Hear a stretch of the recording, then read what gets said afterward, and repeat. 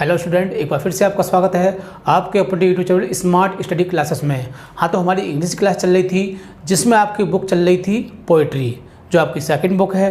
पहली बुक आपकी समाप्त हो चुकी है प्रोज, और आपकी अब स्टार्ट हो चुकी है दूसरी बुक पोइट्री। इसमें हमने सबसे पहले आपको अबाउट द पोइट और उसके सेंट्रल आइडिया के बारे में बताया था, जिसका आपकी पहली पोएम चल रही है character of a happy life, और जिसके पोइट है सर हेनरी वॉटन। तो पहले वीडियो में हमने आपको बताया था अबाउट द पोइट और उसका एक सेंट्रल आइडिया जो 7 मार्क्स का आता है।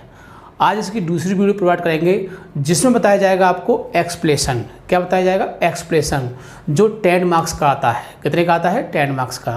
पहले 8 मार्क्स का आता था, लेकिन कोविड-19 के कारण अब ये 10 मार्क्स का आएगा। तो आप इसमें 10 मार्क्स कैसे प्राप्त कर सकते हो, तो कुछ बिंदु आपके दिमाग में होने चाहिए।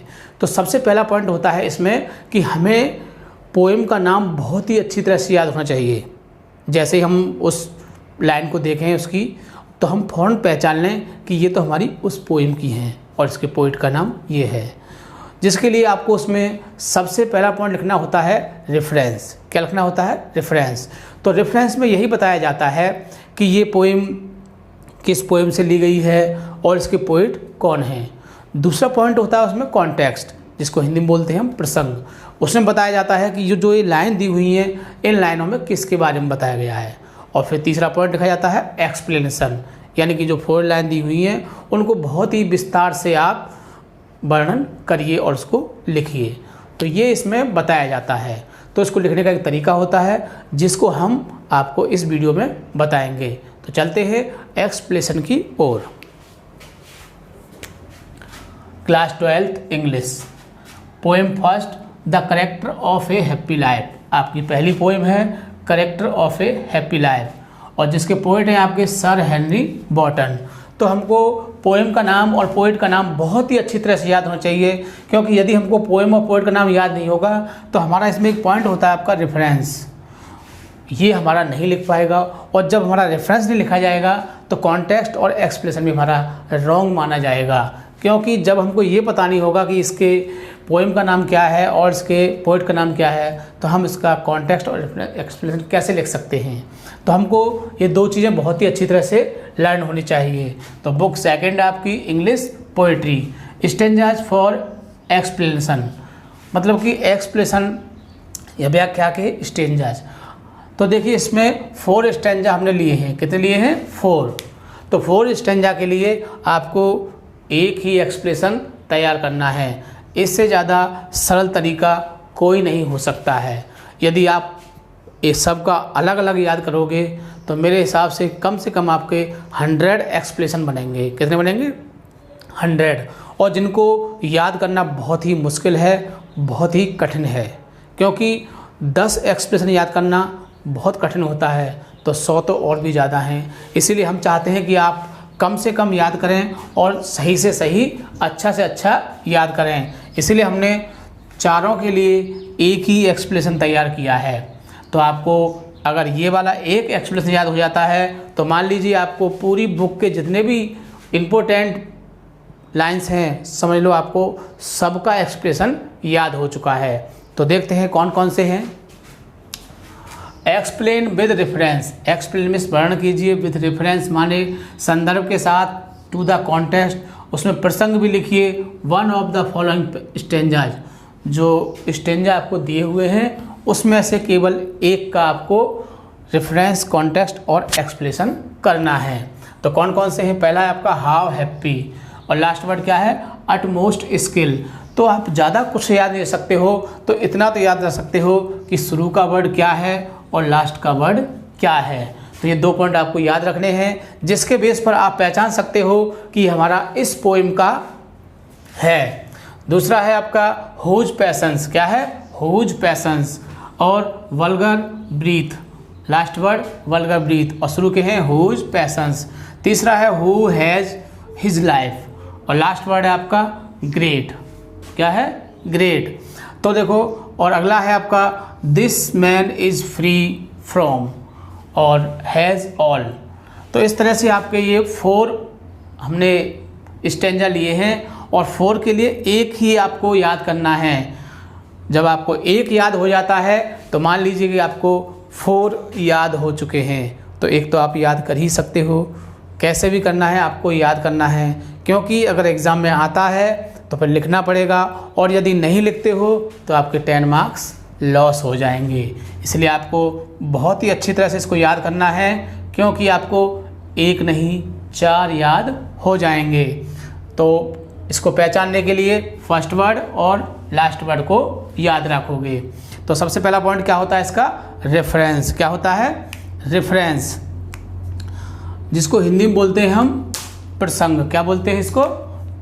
प्रसंग, सॉरी संदर्भ। क्या बोलते हैं इसको? संदर्भ। और कॉन्टेक्स्ट को बोलते हैं प्रसंग। और फिर तीसरा पॉइंट होता है एक्सप्लेनेशन, इसको बोलते हैं व्याख्या। तो पहला पॉइंट क्या है हमारा? रेफरेंस, जिसको बोलते हैं हिंदी में संदर्भ। अब देखिए कैसे इसको लिखते हैं। दीज लाइन्स, मतलब कि ये पंक्तियाँ, हैव बीन टेकन, ली गई हैं, फ्रॉम द पोएम, निम्नलिखित कविता से। मतलब कि ये पंक्तियाँ निम्नलिखित कविता से ली गई हैं। कौन सी कविता से? The character of a happy life. किससे ली गई हैं? The character of a happy life. Composed by, और जिसको रचा है, कंपोज्ड किया है मतलब रचा है। किसने रचा है इसको? Sir Henry Wotton. किसने? सर हेनरी वॉटन ने। तो हमको दो चीज़ें बहुत ही अच्छी तरह से याद होनी चाहिए। किसका नाम? पोइट का नाम और पोएम का नाम। अब एक और चीज़ में आपको ध्यान रखने की बात यह है कि जब भी आप रेफरेंस लिखो तो यदि आपको बिल्कुल करेक्ट पता है कि ये हमारा पोएम का नाम सही है, तो इसमें अदर पेन का यूज़ करोगे। किसका यूज़ करोगे? अदर पेन का यूज़ करोगे।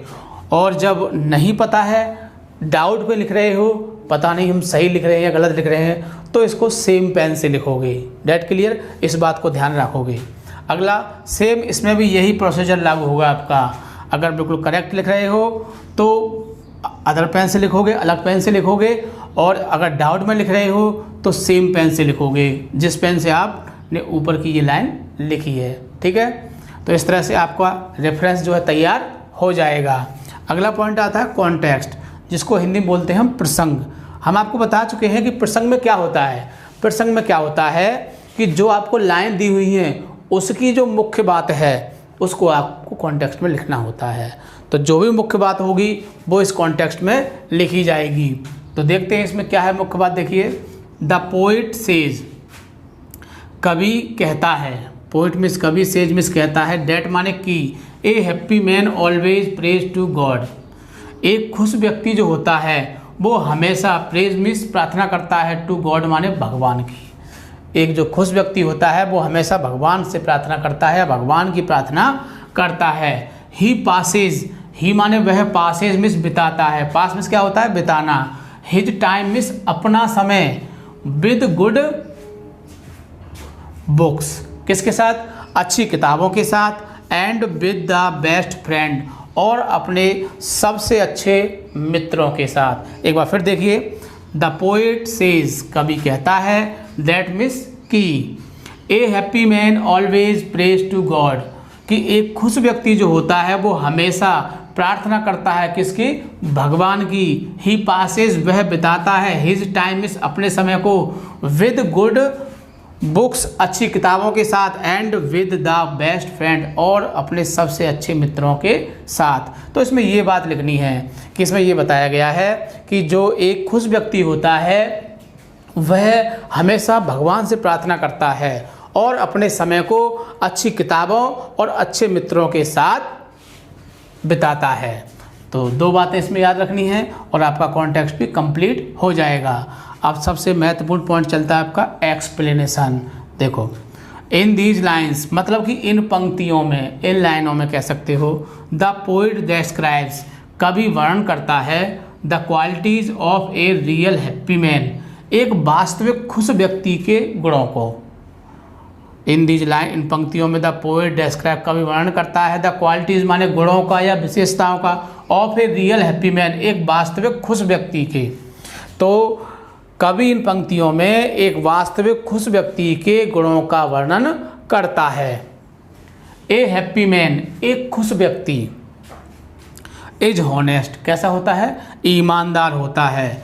तो ये हैप्पी मैन इज हॉनेस्ट, एक खुश व्यक्ति कैसा होता है? ईमानदार होता है। एंड ट्रुथफुल और सच्चा, तो एक खुश व्यक्ति ईमानदार और सच्चा होता है। ही इज़ द मास्टर, वह मालिक है ऑफ हिज पैशंस, अपनी भावनाओं का।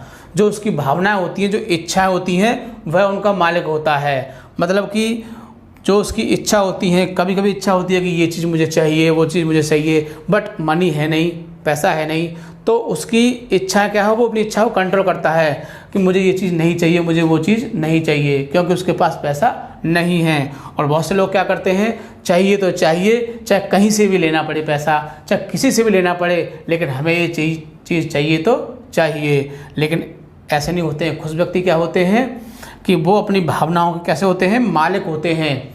मतलब उनकी भावना कहेंगी, उनकी आत्मा कहेंगी, उसी काम को करेंगे।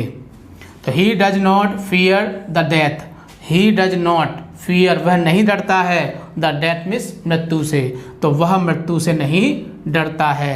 ही डज नॉट केयर, वह चिंता नहीं करता है, of the criticism of the common people, सामान्य लोगों की आलोचना की, तो वह सामान्य लोगों की आलोचना की भी चिंता नहीं करता है। He is free from rumours, तो ही इज़ फ्री, वह मुक्त रहता है, स्वतंत्र रहता है, फ्रॉम र्यूमर्स मीन्स अफवाहों से, तो वह अफवाहों से मुक्त रहता है।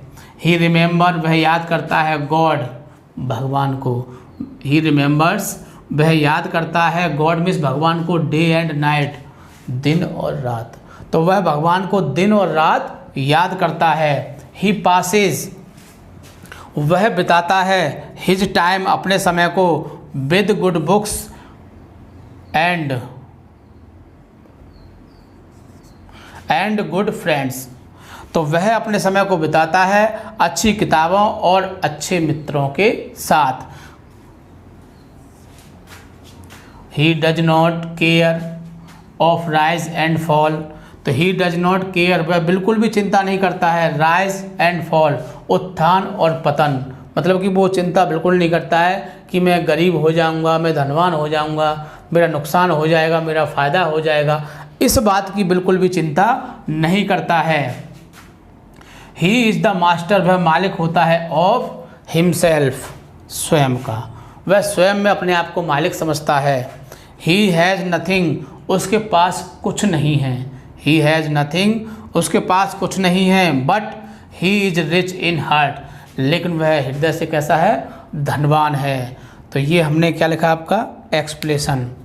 देखिए हमने एक्सप्लेशन आपको बहुत ही इजी सेंटेंस के माध्यम से लिखा है, बहुत ही छोटे छोटे वाक्य लिए हैं ताकि आप इनको आसानी से याद कर सकें। और ये हैंड मूवमेंट है, मतलब कि हमारा स्वयं का बनाया हुआ है। स्वयं का बना हुआ क्यों बनाया? क्योंकि 4 के लिए हमें 1 लिखना था, क्योंकि यदि हम चारों के लिए अलग अलग लिखते तो आप 4 याद करने पड़ते, 4 वीडियो बनानी पड़ती और आपको भी 4 याद करने पड़ते, बहुत सारा सिलेबस हो जाता। तो खाली इंग्लिश ही नहीं है, फिजिक्स है, केमिस्ट्री है, मैथ है, बायो है, किसी किसी के पास हिंदी है, तो क्या क्या याद करोगे, कितना याद करोगे? तो उसी बात को देखते हुए हमने आपके लिए ये शॉर्ट मेथड अपनाया है। आप इस बात को न सोचें कि हमने 4 के लिए 1 कर दिया। एग्जामिनर एक बार पढ़ेगा ना तो समझ जाएगा कि हाँ वाकई में ही कुछ लिखा है और आपको मार्क्स पूरे के पूरे देगा। इसलिए आपको बहुत ज़्यादा याद करने की जरूरत नहीं है। आपने 1 याद कर लिया, मान लिया आपको 4 याद हो चुके हैं, ठीक है ना। तो आप इसको बहुत ही अच्छी तरह से लर्न करोगे प्रत्येक सेंटेंस को, और जब याद हो जाए तो उसको लिख के देखोगे ताकि जो स्पेलिंग्स मिस्टेक हैं वो भी सही हो सकें, ठीक है। और वीडियो को लाइक शेयर करना नहीं भूलोगे, क्योंकि आपके लाइक शेयर करने से हमें बहुत ज़्यादा मोटिवेशन मिलता है और आपके जो जानने वाले हैं वो भी इस चीज़ का फ़ायदा उठा सकते हैं। तो ठीक है, थैंक यू, जय हिंद, जय भारत।